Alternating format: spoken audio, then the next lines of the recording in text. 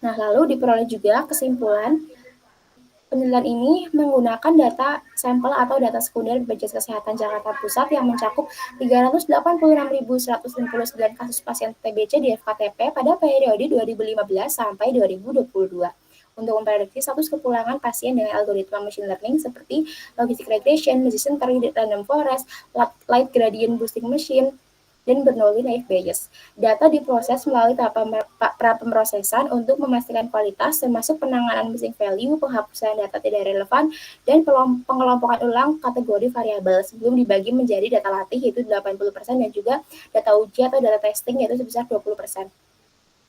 Hasilnya juga menunjukkan akurasi model di atas 97% dengan decision tree sebagai model terbaik karena memiliki nilai akurasi, precision, recall, F1 score, dan F1 score weighted tertinggi.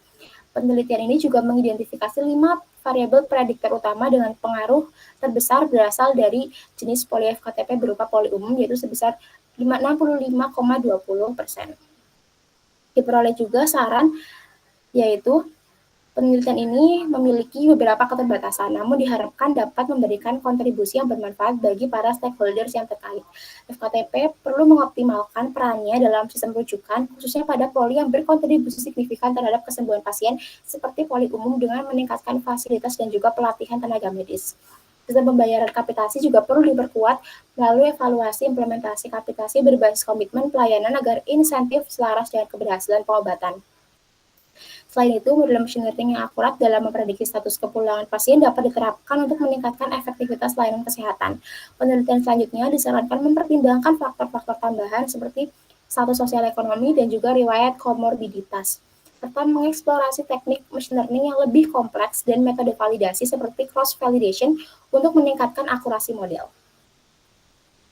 Baik, sekian presentasi laporan kerja praktik yang dapat saya paparkan. Mohon maaf apabila ada kesalahan. Terima kasih, saya kembalikan ke Pak Gun. Oke, akurasinya sudah tinggi dari 97 ya, moga-moga ya benar itu ya, ngitungnya ya. Karena, ya oke, kalau tadi sarannya itu yang dipakai nanti untuk skripsi, karena Anda sudah terlanjur untuk KP, maka saya tadi lupa yang tadi, nah yang saran tadi Anda ingin apa-apa itulah jadikan untuk topik skripsi.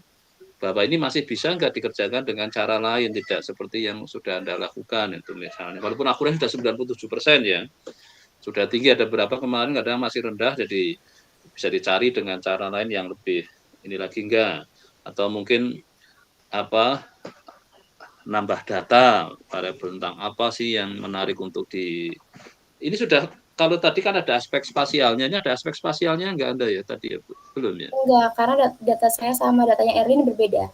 Anda tentang enggak bicara tentang provinsi apa? BPJS kan bisa Iya, kan? tapi itu tidak bisa dibikin jadi spasial. Kenapa? Karena di sini tidak, apa ya, kalau spasial itu kan berarti setiap provinsi itu berjalan, apa ya, ada individunya. Tapi kalau ini tuh satu individu, satu provinsi gitu. Jadi ini apa datanya tentang apa tadi? Yang TBC tadi ya? Ya, tentang data sampel pasien peserta tuberkulosis. Jadi ada data. Maksud saya kan jadi kalau dibikin kayak tadi misalnya kan ada daerah yang endemik apa TBC, jadi kasusnya banyak. Nah, jadi tadi misalnya nah makanya itulah saya maksudnya memikirkan bahwa bagaimana caranya misalnya sebenarnya daerah mana aja sih yang masih kategori TBC tinggi itu harus diapain supaya lama-lama TBC habis dari Indonesia misalnya. Kan mungkin ada provinsi yang sudah bebas dari TBC misalnya kayak gitu. Nah, kalau Anda misalnya kajiannya ke sana itu bisa untuk skripsi bahwa saya ingin melihat tadi apa bahwa bagaimana sih cara mengatasi supaya TBC bisa habis dari Indonesia gitu. Kan ada daerah yang masih cukup tinggi kan prosentasenya, ada apa sih ya penyebabnya daerah itu kok masih tinggi, dan daerah yang berhasil sudah menekan jumlah penderita TBC-nya apa dan pencegahannya apa misalnya. Nanti coba pikirkan untuk kepentingan skripsi bisa ke sana Anda untuk apa bisa dalam, karena kan kalau tadi aku sudah 97% kan untuk ke topik yang sama kan kayaknya sudah maksimal kan. Maksud cuma mau naikkan jadi 100% kan cuma tinggal nambah 3% yuk sudah apa berat kan itu. Memang ada yang kemarin dari KP masih 40-50% bisa naikkan jadi 80% lah, oke masih dengan menambah metodenya itu. Nah, itu masih ada improvement bisa. Kalau ini kan kayaknya sudah lah. Maka tadi paling yang bisa sebenarnya kasus TBC di Indonesia itu yang jadi masalah bagaimana cara kan negara-negara banyak sudah bebas dari TBC kan. Karena TBC kan penyakit yang apa ya merugikan sekali kan itu, mengganggu kecerdasan untuk yang anak masih terlalu dini kena TBC itu. Ya oke, itu nanti gambaran untuk kalau nanti untuk kepentingan sekali lagi nanti sama kayak tadi ya, Anda finishing nanti Anda sudah pakai overlap ini ya? Iya, oh iya Pak, waktu itu Hmm? kan saya share Hmm? yang laporan kerja praktik itu ke Bapak, tapi saya Hmm? ganti overleaf, jadi Nggak mungkin yang apa-apa, laporan di-share lagi aja. kemarin dihapus. Ya kayak apa? Anda tinggal di ini kan aja share-nya ke saya di ini kan otomatis sudah hilang. Oh Diganti iya, aja ini. Jadi caranya yang kemarin kan sudah share ke saya, tinggal di iya. blok lagi bahwa saya sudah nggak bisa akses kedengarannya hilang dari tempat saya nanti supaya nggak kebanyakan juga. Nanti sama yang PPT-nya sudah pakai overlap juga. Kalau Bapak sudah saya share juga. Sudah ada, yaudah nanti itu aja. Terus nanti tinggal kirim minta form nilai kayak tadi yang PDF, nanti kirim ke saya. Nanti nilainya akan saya kirimnya ke admin prodi itu. Dan nanti kalau perlu tanda tangan, baru Anda ini harus kirim apa? Yang PDF untuk tempat saya tanda tangan itu. Cukup Untuk lembar pengesahannya nggak apa-apa, nanti Anda gabungin sendiri gitu. untuk lembar pengesahan sudah saya masukkan langsung di laporan kerja praktiknya. Nah, tapi kan masih di overlap kan, nanti saya tanda tangannya kan susah gitu. Saya Mas, sudah kirim ke Bapak waktu kemarin, PDF. sudah saya tanda tangani. Belum. Oh, nah makanya itu kalau untuk tanda tangan kan kalau di WA kalau sama mana ada yang ngirim sama file lengkap itu wah jadi Ya. kan beratin maksud saya kalau lembar pengesahan yang mau ya kirim lembarnya nanti Anda gabungin sendiri bisa kan itu. Oh iya. Jadi nggak usah dikirim semua gitu loh. Kan saya sudah dapat laporan lengkapnya kan di overlap. Nah, kalau yang sudah kayak gitu cukup mengirimkan lembar ininya aja apa? Pengesahannya lewat WA yang perlu saya tanda tangani aja itu. Oh, baik. Nanti Anda gabungin sendiri lagi ke apa nempelinnya lah itu. Memang ada yang ke saya ngirimnya setelah minta tanda tangan dulu, terus dikirim ke saya sama kirim ke prodi kan itu sudah ada tanda tangannya. Itu di overlap bisa ditempelkan itu, tak caranya nggak tahu itu dia pada. Jadi saya sudah dapat yang itu. Ya nanti kalau untuk tanda tangannya kalau bisa cukup selembar yang pas saya tanda tangani aja ya. Oh iya, baik Pak. Kirim BA nanti saya tanda tangani sama kirim BA yang form nilai yang sudah PDF. Baik. Cuman kalau itu kan saya kirimnya langsung ke prodi. Nanti saya akan lihat dari hasil presentasi sama hasil laporannya nanti untuk penilaian akhir itu. Sama nilai dari sana ya, nilainya juga dikirim ke saya ya.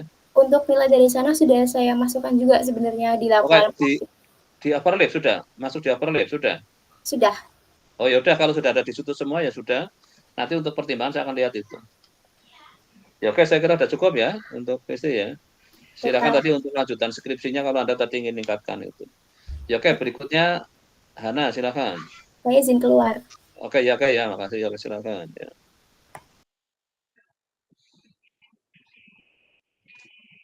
Saya izin share screen ya, Pak ya. Oke, silakan ya.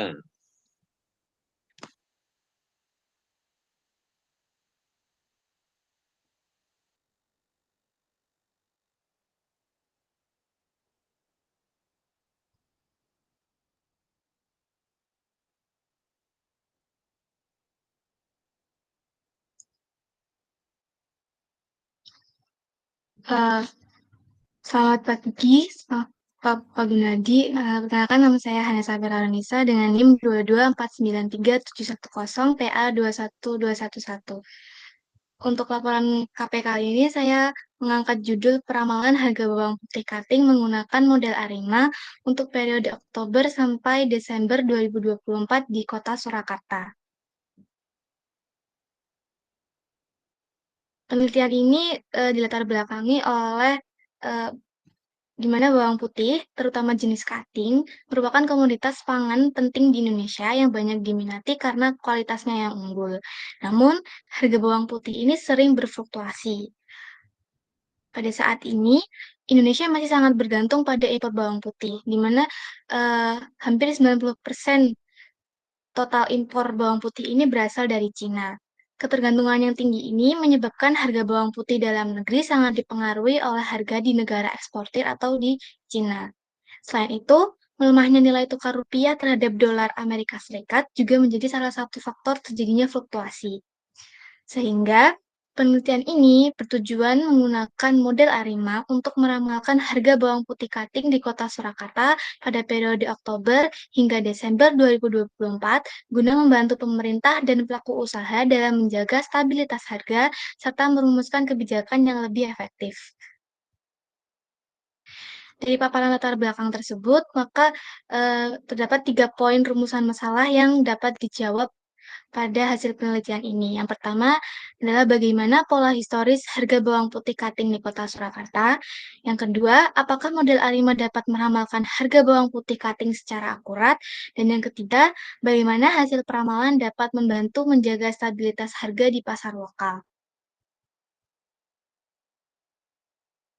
Nah, apa itu data runtun waktu? Data runtun waktu adalah serangkaian observasi yang diamati atau dikumpulkan secara berurutan dalam waktu tertentu dengan interval yang tetap, seperti bulanan, tahunan, atau kuartal. Terdapat 4 jenis pola utama dalam data runtun waktu. Yang pertama adalah pola horizontal atau konstan, yang kedua adalah pola data musiman, dan ketiga pola siklis, dan yang keempat adalah pola data tren. Data runtun waktu dapat dianalisis, yaitu pendekatan statistik yang digunakan untuk memahami pola dalam data yang diamati secara berurutan berdasarkan waktu. Data runtun waktu dikatakan stasioner jika rata-rata, varians, dan kovariansnya tidak berubah seiring waktu. Untuk memeriksa stasionaritas data, maka kita dapat menggunakan uji augmented Dickey-Fuller atau uji ADF. Apabila tidak stasioner, maka diperlukan transformasi untuk menjadikannya stasioner. Caranya adalah dengan menggunakan differencing, transformasi logaritma, atau the trending. Apa itu autokorelasi adalah ukuran hubungan antara data runtun waktu dengan nilai sebelumnya atau lag. Kemudian grafik fungsi autokorelasi atau ACF digunakan untuk menganalisis pola dalam data dan mengidentifikasi komponen MA atau order key. Partial autokorelasi mengukur hubungan antara data pada waktu tertentu dengan lag-nya sendiri, dengan mengontrol pengaruh lag lainnya. Grafik fungsi partial autokorelasi atau grafik PACF digunakan untuk mengidentifikasi komponen AR atau order P. Proses AR atau proses autoregresif memprediksi nilai data saat ini berdasarkan kombinasi dari nilai sebelumnya dan sebuah kesalahan acak. Model AR dapat dituliskan seperti yang ada di slide. Kemudian ada proses moving average atau proses MA, yaitu menggunakan kombinasi dari kesalahan acak sebelumnya untuk memprediksi nilai saat ini. Model MA dapat ditulis sebagai berikut ini. Kemudian ada proses ARMA, yaitu kombinasi dari proses AR dan MA yang digunakan untuk data runtun waktu yang stasioner. Model ini dapat dituliskan sebagai berikut.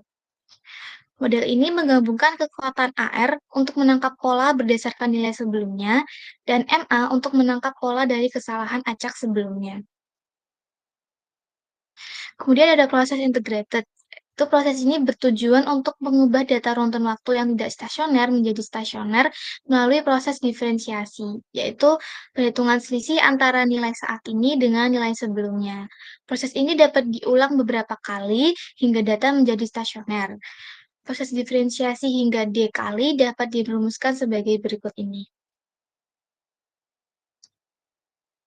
Yang terakhir adalah proses ARIMA, yaitu pengembangan dari proses ARMA yang dapat digunakan untuk data runtun waktu yang tidak stasioner dan tidak memiliki pola musiman. Model ini menggabungkan 3 komponen utama, yaitu AR, integrated atau I, dan MA. Model ARIMA dapat dituliskan sebagai berikut. Untuk membangun model ARIMA, maka bisa digunakan metode Box-Jenkins. Pendekatan ini mencakup serangkaian langkah terstruktur yang memastikan model dapat menangkap pola data secara efektif. Kemudian untuk mengevaluasi model, kita dapat menggunakan beberapa metrik berikut ini. Yang pertama yaitu log likelihood, AIC, BIC, RMSE, dan MAPE. Data yang digunakan dalam analisis ini diperoleh dari publikasi berjudul Harga Eceran Beberapa Bahan Pokok di Kota Surakarta yang dirilis oleh BPS Surakarta. Publikasi ini mencakup data harga rata-rata bulan berjalan untuk bawang putih cutting di Kota Surakarta selama periode Januari 2020 hingga September 2024. Ada pula langkah analisis menggunakan metode Bogdankis meliputi yang pertama, mengidentifikasi stasionaritas dan musiman, yang kedua, transformasi, yang ketiga, identifikasi model awal ARIMA, yang keempat, estimasi parameter model, yang kelima, diagnostic checking, yang keenam, pemilihan model terbaik, dan yang ketujuh adalah peramalan. Dari data harga bawang putih kemudian divisualisasikan menggunakan plot berikut ini. Dari plot ini terlihat setelah tahun 2022 itu harga bawang putih mengalami kenaikan yang signifikan. Sehingga dapat disimpulkan bahwa data ini tidak stasioner. Selain itu, tidak terlihat adanya pola musiman yang jelas. Selain menggunakan grafik, kita juga bisa memeriksa stasionaritas menggunakan uji ADF. Di sini diperoleh p-value sebesar 0,3347 yang nilainya itu lebih besar dari alfa, sehingga H0 ditolak. H0 tidak ditolak, artinya data tidak stasioner. Karena data tidak stasioner, maka dilakukan transformasi. Di sini saya melakukan transformasi differencing dan logaritma. Dari keempat transformasi ini menghasilkan data yang stasioner. Kemudian dipilih satu transformasi terbaik, yaitu transformasi yang memiliki nilai statistik mutlak statistik Dickey-Fuller terbesar, yaitu D-trans 2, sehingga diperoleh order D sama dengan 2. Untuk mengidentifikasi model awal ARIMA, digunakan grafik ACF dan PACF. Dari grafik ACF ini diperoleh bahwa leg terakhir yang keluar melewati batas, yaitu leg pertama. Maka diperoleh order key sama dengan 1. Kemudian dari grafik PACF, diperoleh bahwa leg terakhir yang keluar melewati batas, yaitu leg pertama. Maka diperoleh order P sama dengan 1. Dengan demikian, dapat dituliskan model awal sebagai ARIMA 121. Dilakukan penurunan model atau overfitting, nah diperoleh 3 buah model ARIMA yang memenuhi syarat penurunan model ARIMA. Yaitu model TC121, TC120, dan TC021. Kemudian kita dapat menguji signifikansi model dan parameter yang ada di dalamnya. Berdasarkan tabel ini, diperoleh hanya ada 2 model yang layak, yaitu model TC120 dan TC021. Kita masuk ke diagnostic checking. Yang pertama kita menguji autokorelasi residu dari model. Diperoleh bahwa kedua model ini memenuhi asumsi tidak terdapat autokorelasi residu. Kemudian uji yang kedua adalah uji homoskedastisitas residu. Diperoleh bahwa hanya model TC021 yang memenuhi asumsi homoskedastisitas residu. Kemudian yang terakhir adalah uji normalitas residu. Diperoleh bahwa kedua model memenuhi asumsi normalitas residu. Di sini saya merangkum hasil diagnosis checking sebagai berikut. Berdasarkan tabel ini, model TC021 atau ARIMA 021 tanpa konstanta memenuhi semua asumsi pada diagnostic checking. Dengan demikian, maka model ini dapat disimpulkan merupakan model terbaik. Sebagai perbandingan model terbaik, maka dilakukan perbandingan ukuran kebaikan untuk memperkuat justifikasi pemilihan model terbaik. Di sini terlihat bahwa model TC021 memiliki nilai log likelihood terbesar dan nilai AIC, BIC terkecil. Sehingga model ini dapat dikatakan bahwa model terbaik untuk menggambarkan data runtun waktu harga bawang putih cutting. Dilakukan peramalan harga bawang putih cutting untuk 3 periode ke depan, yaitu Oktober, November, dan Desember. Diperoleh hasil ramalan sebagai berikut ini. Selama periode ramalan, harga bawang putih cutting diperkirakan terus mengalami peningkatan secara bertahap.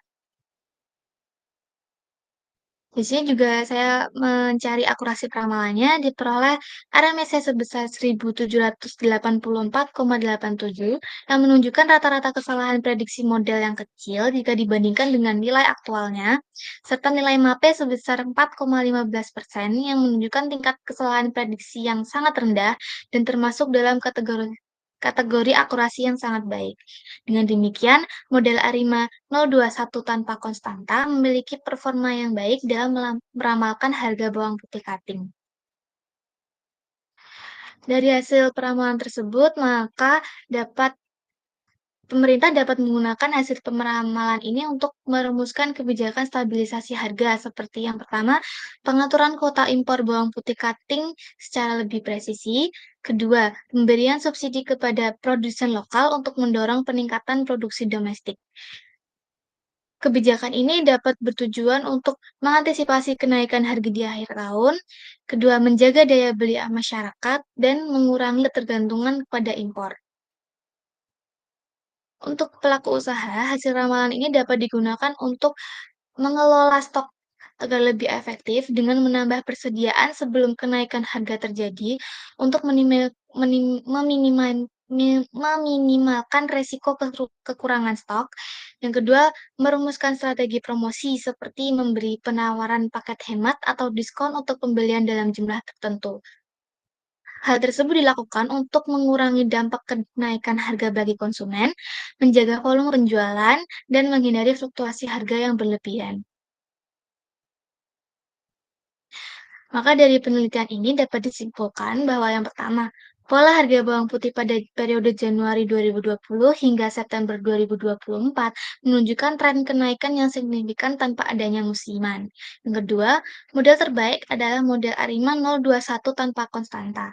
Model ini menunjukkan performa ramalan yang sangat baik dengan nilai RMSE sebesar 1748,87 dan MAPE sebesar 4,15%. Yang terakhir, hasil peramalan untuk 3 periode mendatang cenderung mengalami kenaikan bertahap. Informasi ini dapat dimanfaatkan oleh pemerintah dan pelaku usaha untuk menjaga stabilitas harga bawang putih di pasar lokal. Untuk penelitian selanjutnya, saya menyarankan untuk melakukan perbandingan performa model ARIMA dengan model peramalan lainnya seperti ArchGuard atau model berbasis pembelajaran mesin. Selain itu, penelitian selanjutnya dapat mempertimbangkan variabel eksternal seperti nilai tukar mata uang atau volume impor untuk meningkatkan akurasi dan relevansi dari ramalan. Sekian presentasi dari saya kembalikan ke Kak Bumi. Oke, jadi ini masih metode itu kan masih bisa dilanjut itu ya tadi ke ArchGuard kalau memang di situ ada heterosnya misalnya ya. Terus ke maksudnya akurasinya tadi kalau menggunakan ICBC kan kalau negatif nanti negatifnya makin besar kan ya ngeri kan. Nah, itu tadi negatif apakah sudah ini nanti ICBC-nya dicek lagi ya. Karena kalau pakai ukuran ini apakah semakin kecil berarti semakin negatif gitu. Nanti dicek ya kan negatif kan bisa sampai minta hingga nanti. Ya, jadi nanti ukuran yang ini nanti tolong dicek lagi nih ada angka yang kalau kayak tadi misalnya akurasi 97% kan maksimal 100%. Berarti makin tinggi makin baik. Kalau yang pakai ukuran yang paling kecil 0 itu yang paling bagus karena enak kan mentok-mentoknya di 0 itu loh. Jadi makin kecil kalau ini mentoknya sampai minta hingga kan nanti repot. Nah, tapi coba cari ukuran yang positif. Kalau negatif itu bahayanya ini, memang ini kecil kan, min 400 sama min 39 lebih kecil min 400 kan, tapi min ini apakah yang dikehendaki itu? Makin minus apakah makin baik? Ya, nanti tolong dicek ya. Nanti ya oke nggak apa-apa sudah untuk KP, yang penting mendapat pengalaman Anda Anda di mana KP-nya? Di BPS Surakarta, Pak. BPS Surakarta. Iya. Ya oke nanti tolong bagian perbaiki terus sudah di overleaf ya nanti ya ininya ya sama slide-nya ya. Iya, sudah di overleaf, Pak. Oke, ya udah nanti nggak apa-apa tetap nanti perbaiki sama nanti tetap sama ya itu ya. kirimkan lembar pengesahannya untuk tanda tangan, nanti digabungkan di overleaf-nya, disisipkan di situ kan bisa itu. Nanti tetap yang saya arsip yang di overleaf ya, jadi Anda nggak usah ngirim ke ininya di. Terus untuk nilainya sama, nanti dapat form dari Mas Idra, diisi nama lengkap itu, terus nama saya nanti terus di PDF-kan, kirim ke saya. Nanti nilai akan saya kirimnya ke Mas Idra. Ya, nanti segera Baik, Pak. diselesaikan nanti supaya nanti nilai bisa segera keluar itu. Jadi yang dikirim ke saya lembar pengesahan PDF sama lembar penilaian ya. Kalau nilai dari KP-nya sudah ada di overlap kan? Belum saya masukkan ke overleaf, Pak. Nilainya saya mau susulin di WhatsApp. Oh, lebih baik dilampirkan aja di ininya, Selanjutnya aja. lampirannya yang laporan apa, yang overlap aja. Iya, Pak. Dilampirkan di situ sebagai lampiran nilai dari sana itu nanti ada ditambahkan di lampiran aja di bagian akhir itu. Supaya nanti saya akan melihat dari situ untuk sebagai dasar untuk nilai akhir itu. Ya oke, sudah cukup? Ada yang tanyakan? Sudah cukup, Pak. Ya oke, makasih sudah. Ini ya, saya tutup ya. Makasih. Ya. Terima kasih, Pak Gun. Oke, ya.